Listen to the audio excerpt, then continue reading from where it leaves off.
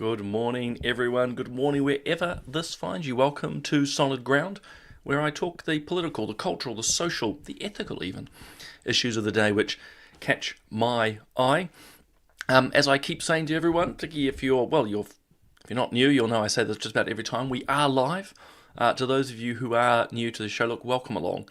It's about 20 to 30 minutes, where, as I say, I give my impressions of what is happening, but as I keep stressing, it's a live show. So if you've got any thoughts or comments, jump onto the Family First YouTube channel or its Facebook page, and your comments can come live to me here in the studio.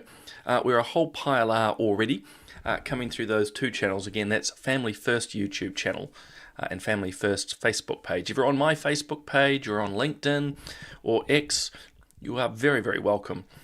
In fact, even if I think you're on Substack, we're now streaming too as well. If you're on those other channels, you are very welcome.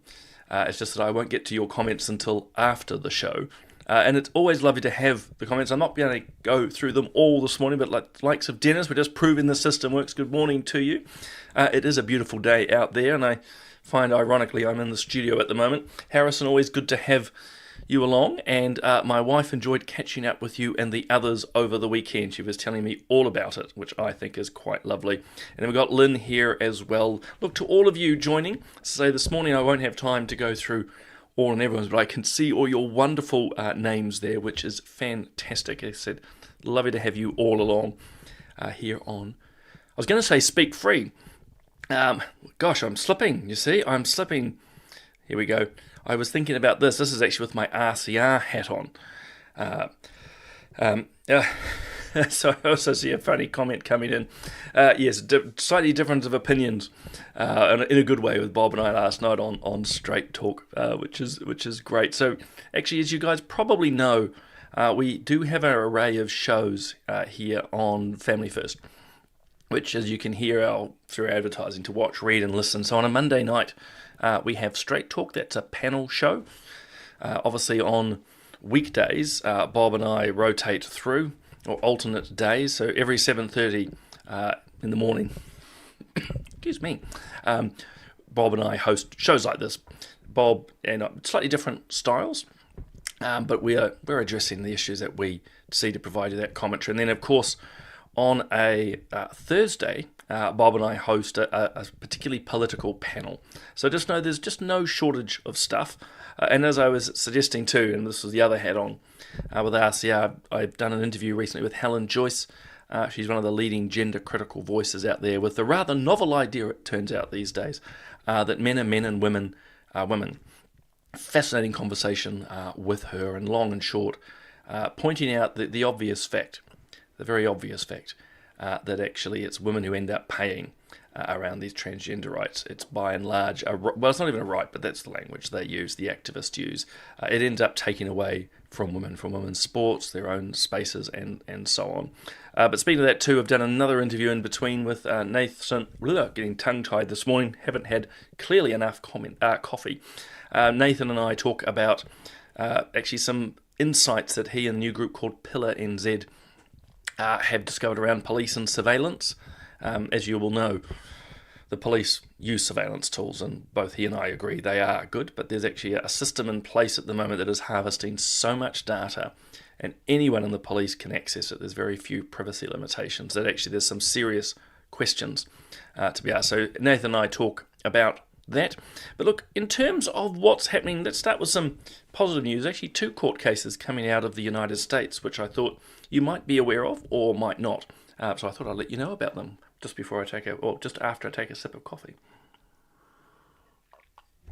There we go. Don't know why I'm losing my voice these days. Probably, as my wife tells me, I'm talking too much.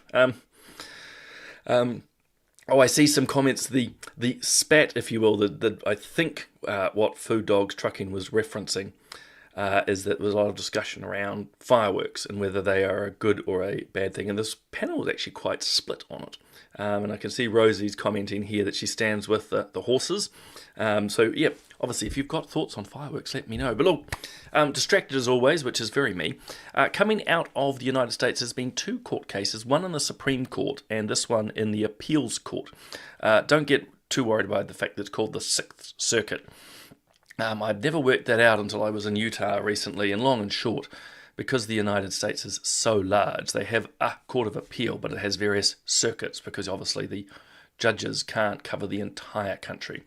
So they divide the country up into circuits. So like I was meeting one of the judges from the appeal court of the Ninth Circuit. But excuse me, but they're all appeal courts. So this one was quite significant. Long and short, a school in Ohio was forcing children and parents to use pronouns that trans activists or non-binary insisted they had to use. So it's all, well, we have it here in New Zealand again, the insistence around pronoun use.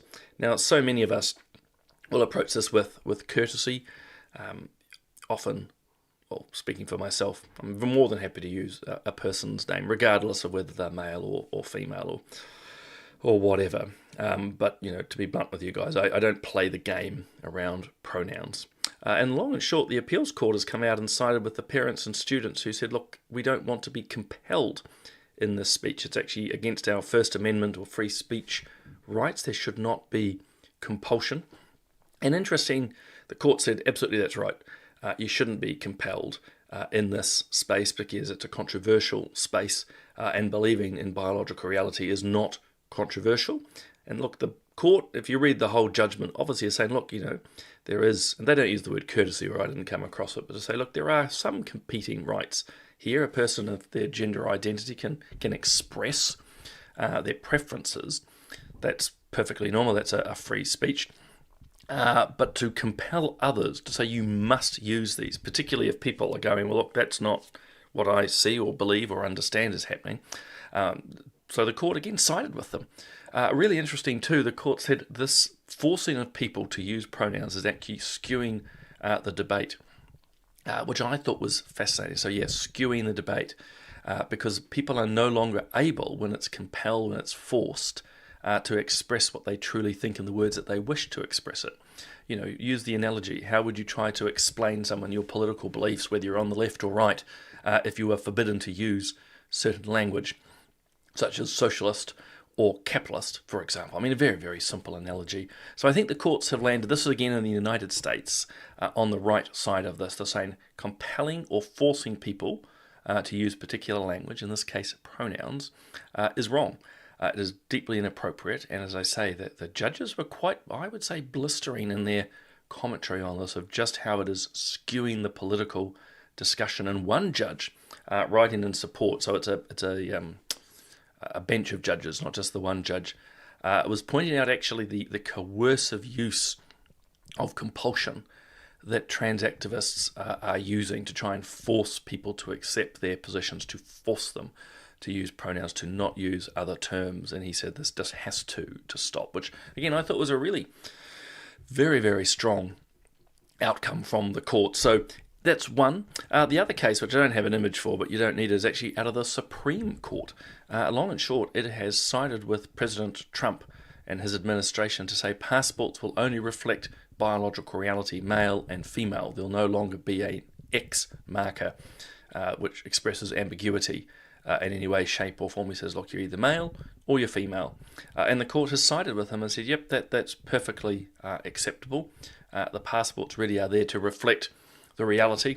I think the judges go on, I mean, it's a long judgment, as you might expect, coming out of the Supreme Court to say, look, people can have their gender identity, they can talk about these things, but, documents such as passports need to reflect the reality.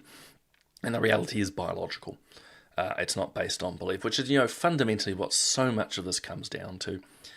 We'll all know people in our lives, whether it's family, friends, acquaintances, workmates, who are, I don't know, I was going to say struggling, some may not be, a lot are actually struggling with their identity.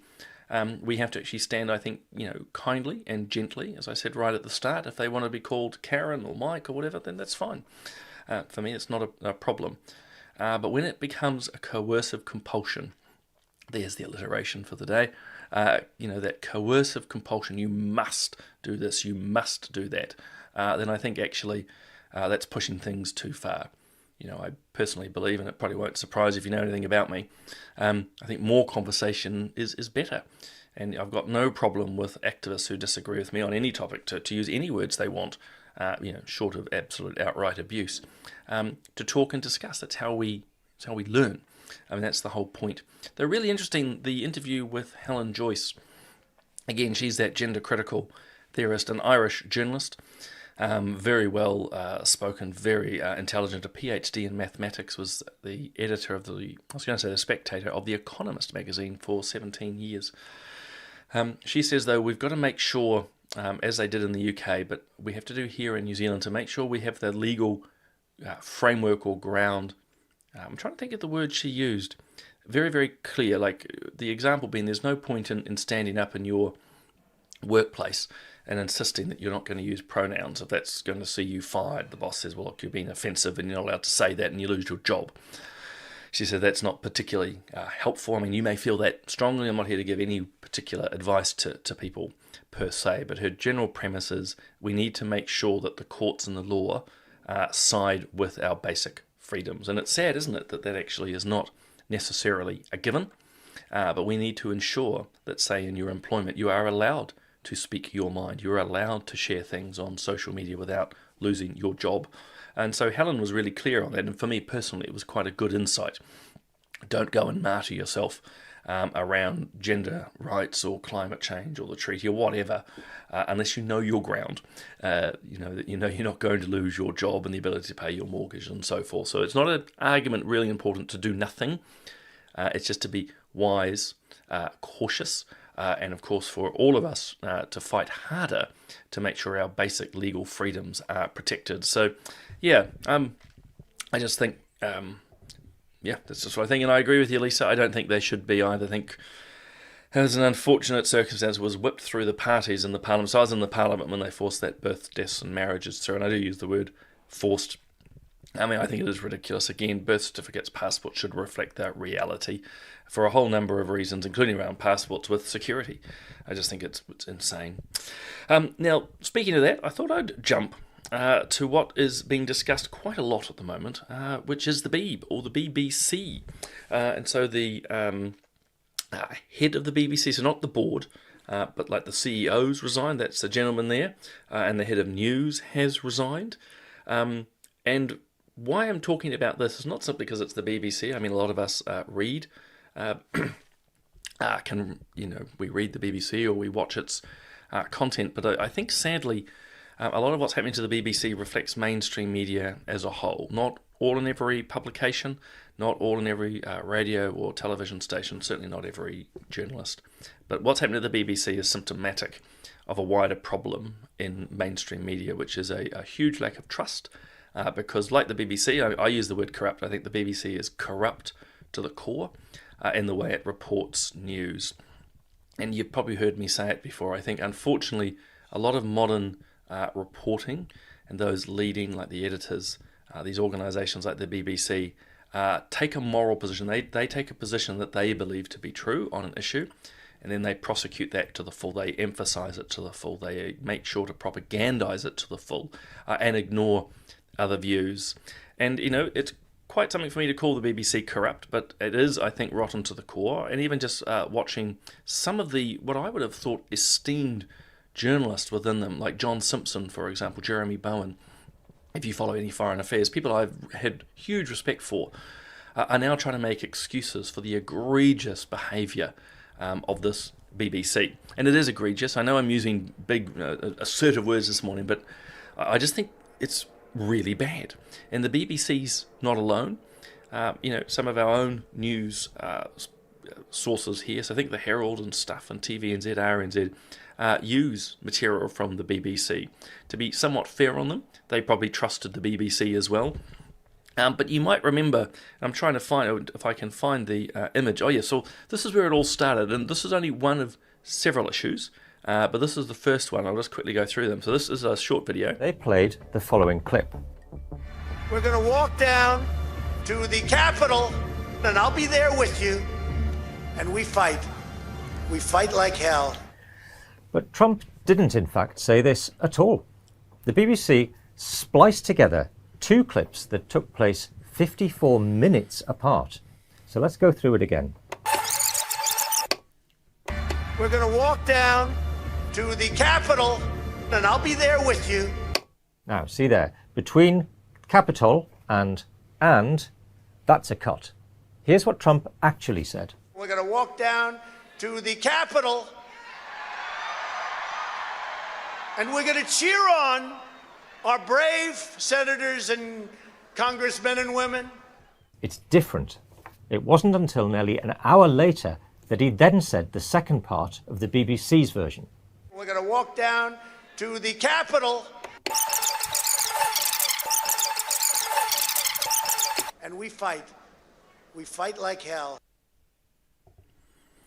So some of you would have seen that last week, but I mean that's just one of the things. I'll take you through a few others because again, the rot, unfortunately, the BBC, but it's also manifest in a lot of New Zealand's mainstream media. The rot is deep.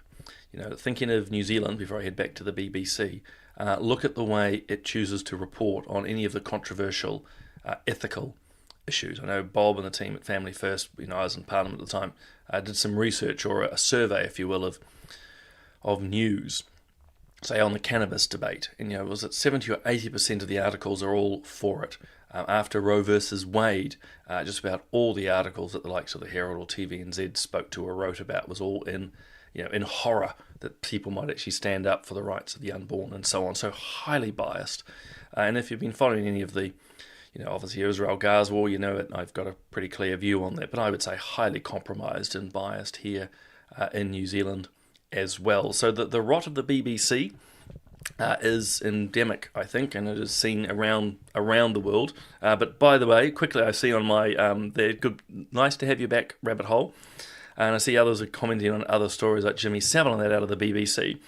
But as I say, you had the deliberate doctoring of Trump's video. I see he's now suing them for $1 billion, which personally I don't know if it would work or not. I don't know UK law, but good on him. I think it's absolutely appalling. It doesn't matter whether, again, you like Trump or not.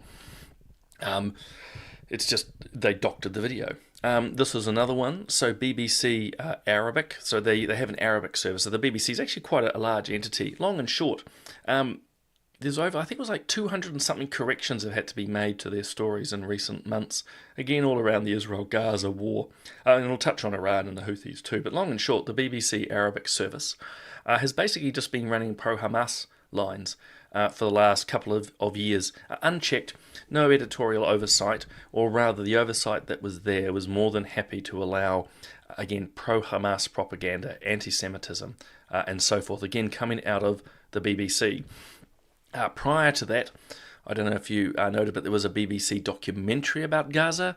Ofcom, so that's their their Broadcasting Standards Authority, hauled them over the coals. Because I don't know if you can read it, but the person voicing the documentary was the son of a Hamas official. So the son of a terrorist is part of this documentary, supposedly to be the voice of reason. So you can see how this is becoming more and more insane. And it's not just around Israel, Gaza, or Trump. They hauled this presenter, Martine Croxall, over the coals because she refused to say the words pregnant people. In fact, they had it written on her auto cue, and as she read it, she sort of laughed, made a face and said women. And for that, she was vilified and hauled over the coals. So you've got this major problem development, which we all know about. And then just to, completely... here we go. I'm losing track of things. Excuse me. There's also, and this is only in recent days, coming out in the media, deliberate editorial policies around, again, trans issues, non-binary or queer issues as they raise it. Long and short, the BBC is deliberately and specifically censoring any gender-critical views. So lots of pro-trans articles, but when actually people like the Helen Joyces or the J.K. Rowlings or anyone, researchers, academics presenting papers in any way that challenges the trans agenda, the BBC is not publishing them. And so this particular article, I think it's out of the Telegraph, really lays out just how corrupt the BBC is. So, as I say, it really doesn't matter which topic you're looking at. I mean, obviously we're talking trans issues here, compelling their newsreaders to use certain language, how they've reported Gaza, their wider Arabic service. I said hundreds and hundreds of edits and changes after the fact have had to be made because of what they're doing. But the rot is deep, and while the two heads are going, for what my view is worth, I think a lot more need to go. As I say, I've been grossly disappointed in the likes of John Simpson, Jeremy Bowen and others trying to make excuses, trying to suggest to people, including ourselves, I suppose, that really this is just a cheap hatchet job on them. It is not. This is an organisation where rottenness runs deep, and again, I'd like to see a lot more of the BBC go, and I'd like to see that dynamic flow over into New Zealand. As I said, I've had a guts full at times of mainstream media here.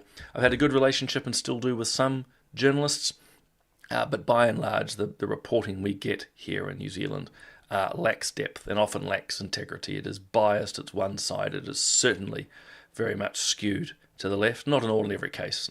This is not a moment of exaggeration. Of course, there are people on the right who write, but by and large, it's left-leaning. As I've said to you guys before, be aware. It's not just that they skew the information; they just won't share it. Last week, Family First released information around babies born alive after a botched abortion. As difficult as that topic is, you would think that would be newsworthy. That one baby a month on average is being it's a botched abortion, hasn't worked out, and the child's been left to die. Did you see anything in mainstream media? Not a chance, because it doesn't suit their narrative. So you're being fed a very particular diet through our mainstream media, which is why I think Bob and I certainly are seeing the success of these programs. It just is growing and growing and growing in terms of its audience and its reach, alongside the work of the platform, RCR, and much, much more. Anyway, once again, I can see where the time is going. Just an encouragement, as I say, check out the rest of our Family First menu, if you like, the watch, read and listen. We're publishing a lot more content now to read, commentary on actually some of the things I've talked about. We can now be accessed on Spotify. You can get us there as well, and of course, watching live or following up. We have the likes of our podcast. I really encourage you to go and have a listen to this one with Ian Corby. It's around age verification and digital IDs. And I know a lot of you have real concerns around digital IDs. I share a lot of that, not all of it, but a lot of those concerns. This is really fascinating, particularly, as I say, if you're interested in the digital ID question and you're interested in the under-16s accessing social media. Ian brings a lot of nuance in what is and isn't possible. So go and check that out. And as I say, Bob and I continue to write on our Substacks, substack.com. Just look up our names or look up McBlog, and you can see what Bob and I are writing and thinking about there. Otherwise, of course, join Bob tomorrow morning. He's back. He's been overseas in Fiji for a wedding. Not his wedding. That would be very confusing. But no, he's been overseas for a family wedding, but he's back now, so he'll be back on the ground for daybreak. And otherwise, well, you'll see me again on Thursday, then of course with political playback. But in the meantime, guys, I just hope you have a wonderful rest of your day. I'm going to go and have another cup of coffee and see if I can get my voice back. But have a great day, everyone. It's been good to join you.